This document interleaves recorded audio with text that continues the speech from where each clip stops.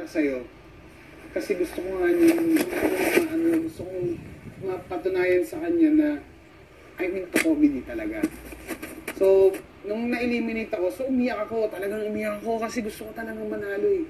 Gusto kong manalo talaga. Umiyak ako. Tapos, paano na? Kasi paano ko na sa kanya mapapatunayan na comedian talaga ako. So, nawala yung chance. Nung nagkaroon ng wildcard, nung sinabi niya na sa akin na so, sa akin, hindi ko na inisip yung prize money, wala na sa akin, yung iniisip, parang nawala na yung parang kung whatever happens, tatanggapin ko siya. Ang laging dasal ko is not to win. Sabi ko, parang ang lagi kong iniisip is kung whatever the decision is, help me to accept. Yun lang ang lagi kong dinadasal, lagi kong pinipray yun. Every time, hanggang ngayon, kahit nung pumasok ko ng PBB, hindi ko pinay na sana manalo ko. Pero siyempre, as a person, tao, gusto niya talagang manalo. We all want to win. Lahat yan. Siyempre, pag nandun ka na sa competition, o kaya kahit anong competition, kasi pride yun eh. Pag nanalo ka, may pride. Meron dumadagdag. Pero kung hindi ka man manalo at nakuha mo yung mga naipa-practice mo yung mga natutunan mo, manalo ka na din. Diba? As a person, as a good person, masaya ka, nag-enjoy ka, manalo ka na din. So nag-wildcard ako. Nung nag-wildcard ako, may kalaban ako isa. Kailangan ko manalo dito para pumasok sa finals. So, naririnig ko yung tao kasi siya yung una showtime eh. So, hindi mo pwedeng mapanood yung set niya sa labas ka. Yung naririnig. Nagro-roar yung tawa. Kalaban ko ha. Sabi ko, grabe, asang tawa. So, nakaban din ako. Paano ko? Ganyan. Tapos, parang last pay. Sabi ko, game na, whatever happens, doon yung parang ganun na, let me to, accept kung ano mangyari. Then, lumabas ako. Paglabas ko. Kasi, ang nakakatakot sa showtime, is nandun ka sa backstage, yung LED nila, bubukas. Tapos tao agad.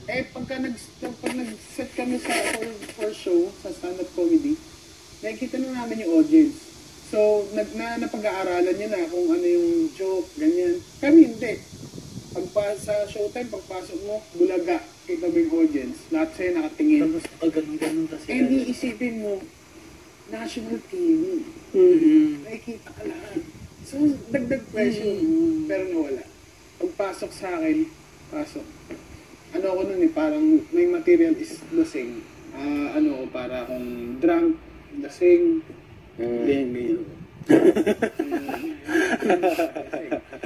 So, yun yung material ko. Tapos, ang ganda ng first joke, hindi lumipad. Ganun lang. Parang, giggle lang. Second joke, mga ganyan na. Yung third joke ko, tumabog. Masaya na ako.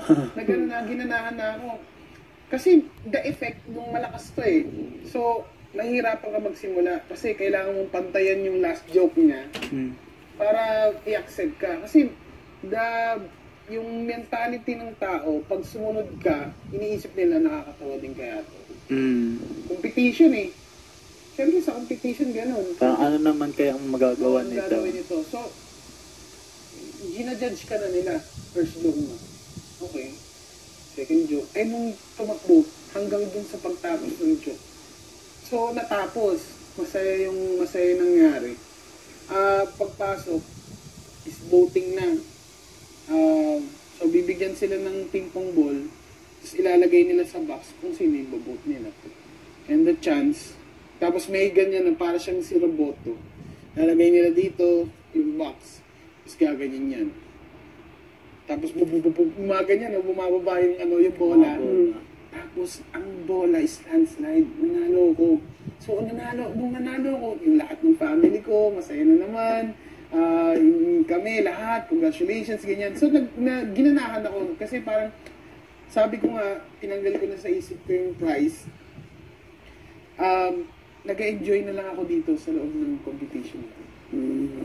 And, And yung tinulong sa akin nun, nung nag-finals na, so finals, nung nag-finals na, hindi ko na inisip na mag-champion. Kasi nandito na ako sa finals eh. Parang okay na ako. Parang bonus na lang kung anong place na mapunta ako. Pero I always give my 100%. Hindi yung kunyari ganyan na parang hindi ko iniisip yung panalo. Hindi.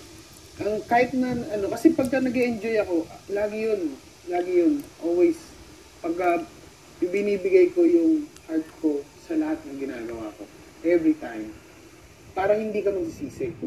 Yun ang laging iisipin mo. Pag may gagawin ka, kahit maliit na bagay, kahit nagsusulat ka, kahit na... Kasi pagka pinipilit mo na yung sarili mo, hindi lalabas yung 100% mo eh, di ba? Kaya dapat, mahalin mo lang. Pag nilagay mo na yung heart mo dito, katulad dito sa PBB, di ba? Nung pagpasok ko dito, binigay ko na agad yung puso ko sa mga housemates ko. Nakilala nila ako, first day. Kwento ko, tungkol sa family ko, nangyari. Kasi ang kinento ko sa nila, parang nagkaroon ako ng twins, pero na-miscarriage siya. Wala pong miscarriage. Yung parang... Na 6 months, tapos nakunan, yung partner ko dati. Yung nakunan, so mabigat. Yung pinito ko sa kanila. But, pinakita ko sa kanila na comedian ako. Nakilala nila. Hindi ko pinakita, kumbaga nakilala nila ako na comedian, but meron akong side na mabigat. Na kahit mabigat, kaya pa rin. Natuloy lang ang buhay, ganyan.